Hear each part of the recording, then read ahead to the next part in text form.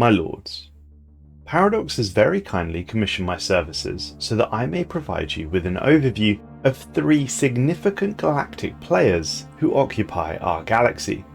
I'm speaking of the Mind Wardens, their mortal enemies the Shroud Walkers, and the frankly insane Endbringers. I'll start with the Mind Wardens. The Mind Wardens are, in brief, an anti-psionic faction. Once, they called themselves the Kiridine. They were a civilization born on the scarred world of Doham, and their minds were nearly consumed by a psionic corruption before they had even reached FTL technology. Their response was one of desperation and ingenuity as they constructed a device called the Ancient Ward. This was a planetary shield designed to nullify the psionic attack that they had been under for hundreds of years. Over millennia, this single act of survival would begin to harden into an anti-psionic ideology. When they reached the stars, they reforged themselves into the Mind Wardens.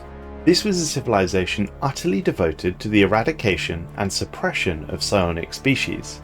To them, psionic energy was not a gift, it's a disease to be purged, a psionic contagion, if you will, that if left unchecked is capable of corrupting entire civilizations.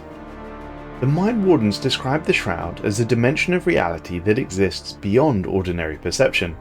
They state it is composed entirely of harmful psionic energy.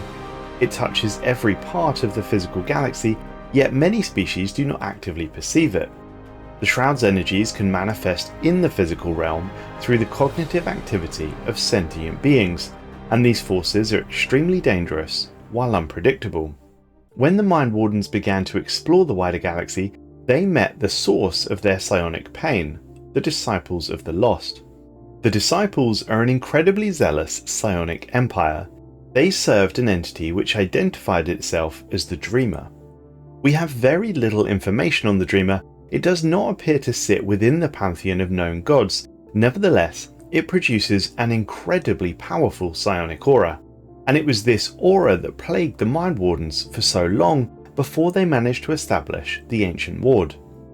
Eventually, the Mind Wardens began to construct Shroud seals in their star systems, which more or less had the same effect of the Ancient Ward. It protected the star system from this psionic aura. But this caused the Disciples of the Lost to give them a choice: disable these Shroud seals and let the aura spill out into their systems, or face total war. It is at this point the so-called Psionic Wars began, and this is not the place for me to detail the events of that war. However, by the end of it, the Mind Wardens would emerge with a renewed vigour to fight the influence of the psionic realm. Thus, the Mind Wardens would then begin to set up and establish enclaves across the galaxy. These are independent cells, but they have a singular purpose: to combat the spread of the Shroud. They do this by selling services, from offering military assistance against psionic empires. They will dispose of Zro for you. They will offer psionic suppression technologies, which are essentially Shroud seals similar to their Ancient Ward technology. They will also offer logistical fleet assistance, as well as soldiers and generals who have been trained for anti-psionic combat. The Mind Warden ships heavily favour kinetic weaponry, and we assume this is to combat the predominantly shield-strong fleets that psionic empires tend to use. The Mind Wardens can be very formidable opponents, and my recommendation is to try and keep these people on side, for while despite operating as a de facto guardian, they are no less zealous in their ideology than any psionic in the galaxy. Is the galaxy a better place for their existence?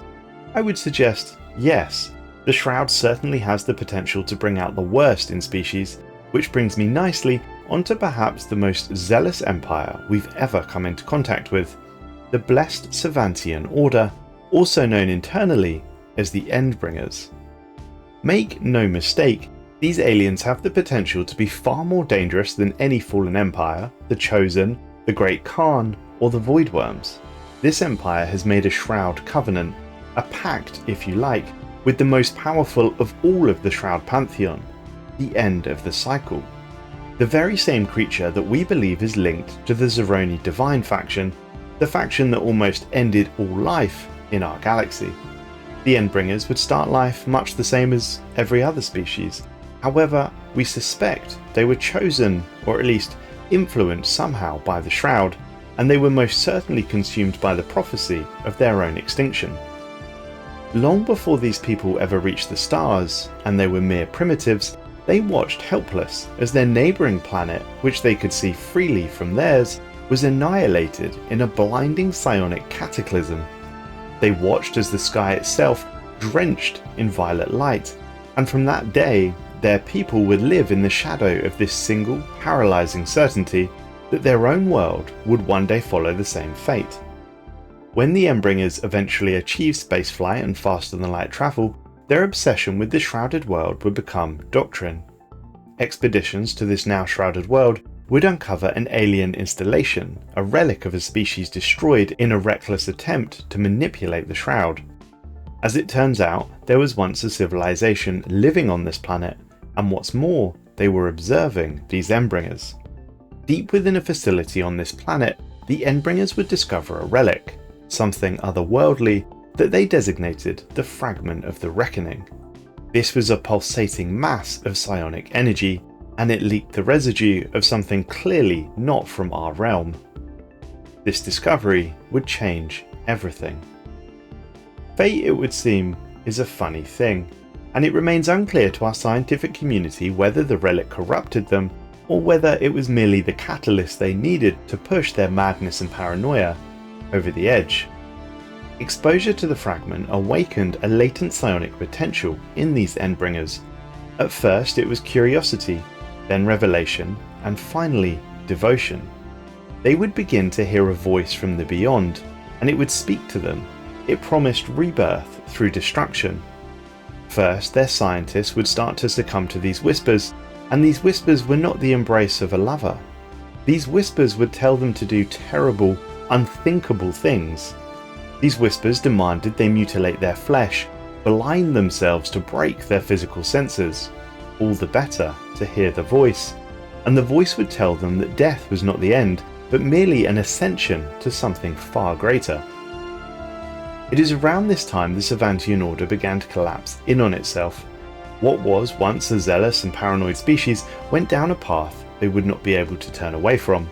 They officially would rename their empire as the Endbringers, and internally this cult spread like a wildfire. They began to construct temples dedicated to this voice. They called them Chambers of Silence, temples in which the ceaseless entity, who it would eventually become clear was indeed the end of the cycle, could better communicate with them. What began as a fairly honest scientific expedition to learn about their neighbouring world had snowballed into this madness. The end is rebirth, they declared, and the galaxy would suffer at the hands of this conviction. Eventually, the Endbringers managed to achieve a fully fledged covenant with the Reckoning, and it was here it revealed its true name and intent, the end of the cycle. From that moment, the Savanti would turn their empire into a weapon. Their sole goal was to spread the aura of the end throughout the galaxy. And I state, it is a sickness. Every star system this aura of the end touches will choke on the psionic energy it gives off. Eventually, the system will succumb and is devoured entirely. As I stated, the Endbringers represent a crisis-level threat to our galaxy. I suspect that the Mind Wardens are doing what they can to hold them at bay. Whether this will succeed alone is highly doubtful, as it appears they are sort of fighting on two fronts. We have one last faction to touch on, the Shroud Walkers. The Shroud Walkers are also known as the Shroud Witches or the Coven, and they are an extremely odd set of creatures indeed. At first, they appear nothing more than charlatans or tricksters, if you will. They will offer to read your fate, or even offer a teacher. The Shroud Walkers clearly have an affinity for the Shroud, and even have Shroud tunnels connecting to their enclaves throughout the galaxy. And rarely, you may even see a Shroud avatar patrolling their systems. Their intentions and their goal remains unclear though. But what we do know is that the Shroud Walkers are most definitely at odds with the Mind Wardens, to the point where they will even not communicate with you should you have an excellent relationship with the Mind Wardens. This is never a good indication of character in my view. What the Shroud Walkers will offer you is fate reading services, sending a teacher, generally in the form of an official. They can offer insights into other empires, which does admittedly have value, and they can also teach you how to construct a shroud beacon in order to establish a shroud tunnel into their systems. Finally, they can also somehow manipulate space-time to create astral rifts. How they do this, we have no idea, but for psionic empires, their services go even further. They can assist with attunement, they can offer shroud patron introductions, they can teach you about specific psionic technologies, they can help you establish psionic auras, and finally, they can help you understand how to intensify said aura. They are mysterious indeed, and as stated, what their final goals are, I'm frankly not clear on. Clearly they have an affinity for the Shroud, but they don't appear to be pushing the end of the cycle or the Eater of Worlds, or any patron in general. It just seems that they enjoy manipulation of the Shroud perhaps, and are happy to share that with you. What we do know is that they will leave the galaxy during a crisis level event, be that an extra dimensional invasion or the contingency uprising, or even an empire going down the route of Nemesis. It must be said that they are significantly more passive than the Mind Wardens. They are simply happy to assist psionic empires, but they don't go as far to directly combat non-psionic empires. Of the three factions, my lords, I would suggest the Endbringers are the ones to watch, and both the Mind Wardens and the Shroudwalkers can certainly be somewhat manipulated to serve our empire, should we play our diplomatic cards correctly. Thanks for watching, I've been the Red King, and if you've enjoyed this report, then please consider coming over to my channel and having a listen.